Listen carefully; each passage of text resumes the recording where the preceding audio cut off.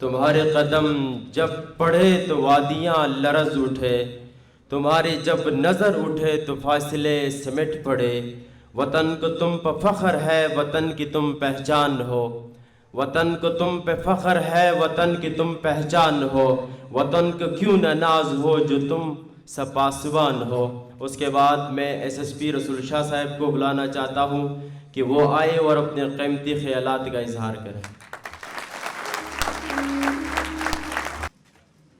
اعوذ باللہ من الشیطان الرجیم، بسم اللہ الرحمن الرحیم۔ جناب صدر جلسہ،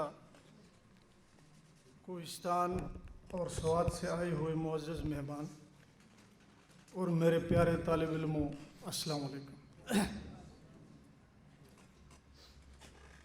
مجھے آج بڑی خوشی ہو رہی ہے یہاں پر اپنے اسٹوڈنٹس کے درمیان بیٹھ کر، انہیں سن کر اور اپنے لیجنڈس کو سن کے۔ میں شکر گزار ہوں جناب طالب جان صاحب کا، جنید صاحب کا، اور اس محفل کو آراست کرنے کے لیے جو منتظمین ہیں ان سب کا، کہ انہوں نے ہمیں مل بیٹھنے کا موقع دیا۔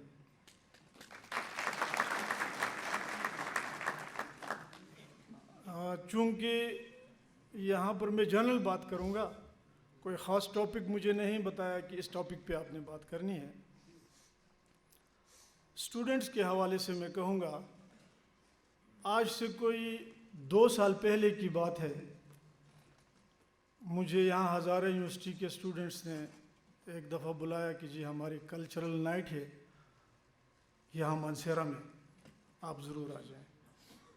میں وہاں گیا تو وہاں پر ایک ہمارے طالب علم تھے، اس نے اپنی اسپیچ میں کہا کہ اور انسٹیٹیوٹ کو چھوڑ کے صرف ہزارہ یونیورسٹی میں ہماری اسٹرینتھ جو کوہستان کی ہے وہ 400 پلس۔ مجھے انتہائی خوشی ہوئی۔ ابھی میں دیکھ رہا ہوں کہ اس سے بھی بڑھ گئی ہے۔ کوہستان کی وہ حالت تھی 1976 میں جب ہم نے میٹرک کیا تو ہمارے پورے کوہستان ضلع میں کوئی سینٹر نہیں تھا، بورڈ کا ایگزام دینے کا سینٹر نہیں تھا۔ ہم الپوری جایا کرتے تھے اور ٹپس پہ گنے جاتے تھے، چند ایک لڑکے ہوتے تھے جو پڑھنے کے لیے جاتے تھے۔ اور مجھے وہ زمانہ بھی اچھی طرح یاد ہے کہ جب ہم اسکول جاتے تھے پٹن میں تو وہاں ہمارے اکابرین، ہمارے علماء کرام فتوے لگایا کرتے تھے کہ انگریزی تعلیم حاصل کرنا حرام ہے، یہ مت کریں۔ جہالت تھی ہماری، اس وقت اس تعلیم کو انگریزی تعلیم کہا جاتا تھا۔ اور آج جب ہم دیکھ رہے ہیں ہماری یوتھ کو، اللہ کے فضل و کرم سے کراچی سے لے کر خنجراب تک جہاں کہیں بھی تعلیمی ادارہ ہے اس میں وہ سرگرمی عمل ہیں، اور ہر فیلڈ میں ہمارے کوہستان کے جوان اپنا لوہا منوا رہے ہیں، تو اس بات پہ ہمیں فخر ہے۔ رہی چند ایک ہمارے دوستوں نے، ہمارے اسٹوڈنٹس نے خصوصاً اپنی مشکلات کا اظہار یہاں پر کیا کہ ہمیں کیا کیا مشکلات ہیں۔ میری ایک تجویز ہوگی کہ اس طرح کی محفلیں ہمیشہ سجتی رہیں اور اسی طرح ہم آتے رہیں، ہم اپنے اسٹوڈنٹس کے ساتھ، اپنے جوانوں کے ساتھ ملتے رہیں۔ لیکن تجویز میری یوں ہوگی کہ ایسی محفلوں میں ہمارے برسر اقتدار اکابرین جو ہیں، جو ہمارے نمائندے ہیں، انہیں ضرور مدعو کیا جائے اور انہیں آنا بھی چاہیے۔ یہ ہمارا ان پر حق ہے، جب ہم انہیں بلائیں انہیں ضرور آنا چاہیے اور انہیں بلایا جائے یہاں پر، تاکہ ہم اپنے مشکلات کو ان کے سامنے رکھیں۔ جب ہم ان کے سامنے رکھیں گے تو ان کا کوئی حل بھی نکالیں گے، کیونکہ وہ صاحب اقتدار ہیں، وہ آگے ایوانوں میں بیٹھے ہوئے ہیں، وہاں اپنی بات پہنچا سکتے ہیں اور ہم ان کے سامنے اپنا رونا روئیں یہاں پہ. تو ایسی محفلیں ہونی چاہیے اور ان محفلوں میں ہمارے صاحب اقتدار لوگوں کو بھی ضرور آنا چاہیے. ہمارے ایک اسٹوڈنٹ نے کہا آپ نے اپنا ٹارگٹ ہائی رکھنا ہے, اونچا رکھنا ہے ٹارگٹ, اور آپ نے اس سے نیچے کا سوچنا ہی نہیں ہے. جب آپ سوچیں گے ہی نیچے, ٹارگٹ ہی نیچے رکھیں گے تو پھر کیا ہوگا؟ پھر تو آپ اس سے نیچے آئیں گے نا جی. آپ نے ٹارگٹ ہائی رکھنا ہے. اگر آپ اس ٹارگٹ کو اچیو نہیں کریں گے, 2 انچ پیچھے رہیں گے, 1 فٹ پیچھے رہیں گے نا. ٹارگٹ آپ نے ہائی رکھنا ہے اور حوصلے پست نہیں کرنے ہیں آپ نے.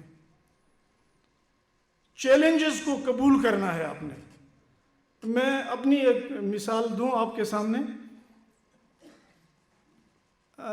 میں ہری پور میں تھا, آئی جی صاحب نے بلایا, ہم چند ایک دوستوں کو بلایا وہاں پر کہ بھائی آپ ادھر آ جائیں. تو ہم نے کہا پتہ نہیں کیا مسئلہ ہے. ہم چلے گئے وہاں, ہمارا علیحدہ انٹرویو ہوا اور ہونے کے بعد انہوں نے کہا کہ بھائی ٹھیک ہے آپ جائیں. جب شام کو واپس آیا, میں یہاں گھر پہنچا تو پیچھے سے آرڈر آ گیا کہ آپ کو DPO ٹانک لگایا گیا ہے. تو ٹانک ہمارے ستار صاحب اور ان دوستوں کو پتہ ہے بڑا مشکل ایریا ہے, دہشت گردی زوروں پر تھی, یہاں سے کافی دور ہے, مطلب مشکل چیلنج تھا میرے لیے. میں نے کہا میں ضرور جاؤں گا.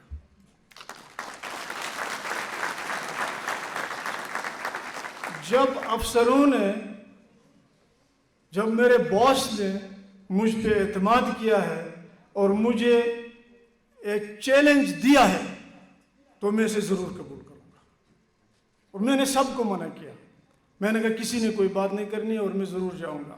آپ یقین کریں میں رات کو بیٹھ کر گوگل پہ میں نے ٹانک دیکھا ہے کہ ٹانک ہے کدھر, مجھے پتہ ہی نہیں تھا. اچھا صبح وہاں سے وہ آئے, گاڑی واڑی آئی میرے پیچھے, ہم گئے وہاں. بہت دور علاقہ ہے, سویرے چلے رات کو پہنچے. میری 40-40.5 سالہ سروس میں آپ یقین کریں کہ 2 سال میں نے ٹانک میں گزارے اور میرا سب سے بہترین اور سب سے اچھا پیریڈ وہی ہو. مجھے مشکلات کا سامنا ضرور رہا, میں نے دہشت گردی بھی دیکھی, میں نے مقابلے بھی دیکھے, میں نے جوانوں کی قربانیاں بھی دی,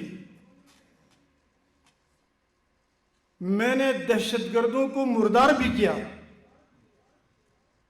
سب کچھ دیکھا.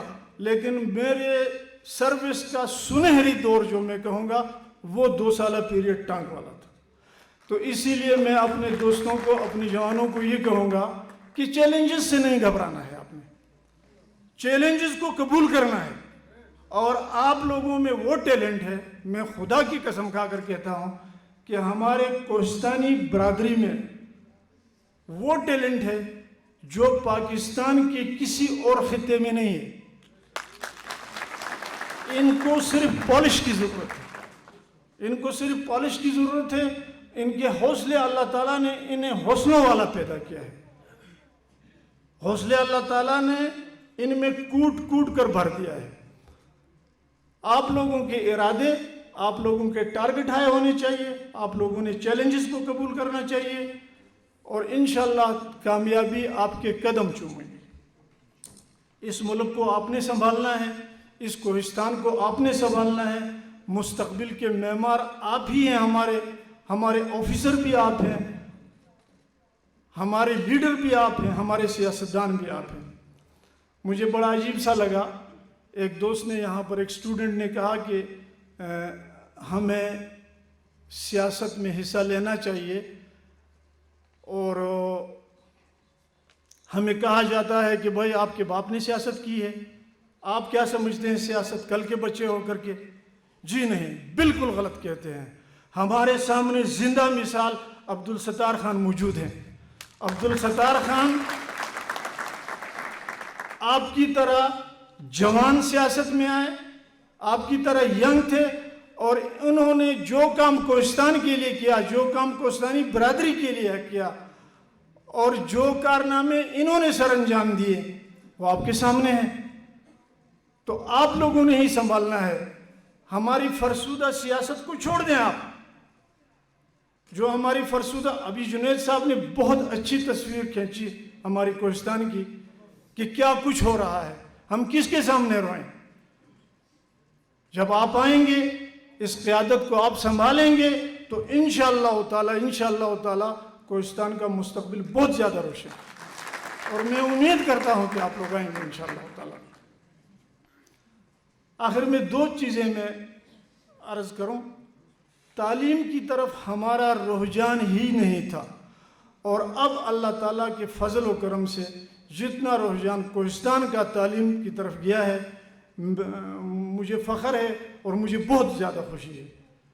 لیکن وہ صرف میل اسٹوڈنٹس میں، فیمیل کی طرف ہمارا بالکل رجحان نہیں ہے، اور ہم وہ پرانی روایات میں جکڑے ہوئے ہیں کہ یار لڑکیوں کو کون پڑھائے گا۔ سوچنے کی بات ہے، ابتدائی تربیت گاہ ماں کی گود ہوتی ہے۔ جب ماں ہی جاہل ہوگی تو اس بچے سے تو وہ کوئی چانس ہی ہوگا جو نکلے گا آگے۔ تو اس لیے میری گزارش یہ ہوگی کہ یہ مہم آپ چلائیں، اپنی بچیوں کو، اپنی بہنوں کو آپ لوگوں نے زیور تعلیم سے ضرور آراستہ کرنا ہے، اور اس میں کسی قسم کی شرم اور عار کی ضرورت نہیں ہے، اور یہ نہ کریں، یہ فرسودہ باتیں ہیں۔ آپ نے دیکھا ہوگا کہ جاہل عورت اور پڑھی لکھی عورت میں کتنا فرق ہوتا ہے۔ ایک تو میری یہ تجویز ہے۔ دوسری چیز ہے وہ یہ ہے کہ جنید صاحب کی تقریر مجھے بہت زیادہ پسند آئی۔ اس نے تعصب کی طرف اشارہ کیا کوہستان میں۔ 2 چیزیں بہت خطرناک ہوتی ہیں کسی معاشرے کے لیے، کسی معاشرے کو آگے جانے میں رکاوٹ کے لیے 2 چیزیں بڑی خطرناک ہوتی ہیں۔ ایک مذہبی تفرقہ، مذہبی تعصب۔ تو اللہ کے فضل و کرم سے پورے کوہستان میں مذہبی تعصب ہے ہی نہیں، کیونکہ ہم ایک ہی مذہب اور ایک ہی مسلک سے تعلق رکھنے والے لوگ، اس میں کوئی 2 رائے ہی نہیں۔ رہ گیا علاقائی تعصب، وہ بدرج عتم موجود ہے ہمارے کوہستان میں۔ تو یہ میں آپ جوانوں سے ہی توقع رکھوں گا کہ نہ آپ جلکوٹی ہیں، نہ آپ پٹنوچ ہیں، نہ آپ پالسوچ ہیں، نہ آپ کھلوچ ہیں، نہ دوبیری ہیں، نہ ججالی ہیں، نہ کلوچ ہیں۔ آپ کوہستانی ہیں اور آپس میں بھائی ہیں۔ میں امید کروں گا کہ آپ لوگ اسی کلیے پہ چل کے، اسی پہ عمل کر کے اس کوہستان کا نام اپنے روشن کرنا ہے۔ آپ لوگوں کا میں ایک دفعہ پھر شکریہ ادا کروں گا، اور یہ بڈیرے جو بیٹھے ہوئے ہیں ان کا بھی شکریہ ادا کروں گا کہ انہوں نے مجھے سنا اور میری اوٹ پٹانگ باتوں کو برداشت کیا۔ والسلام، بڑی مہربانی۔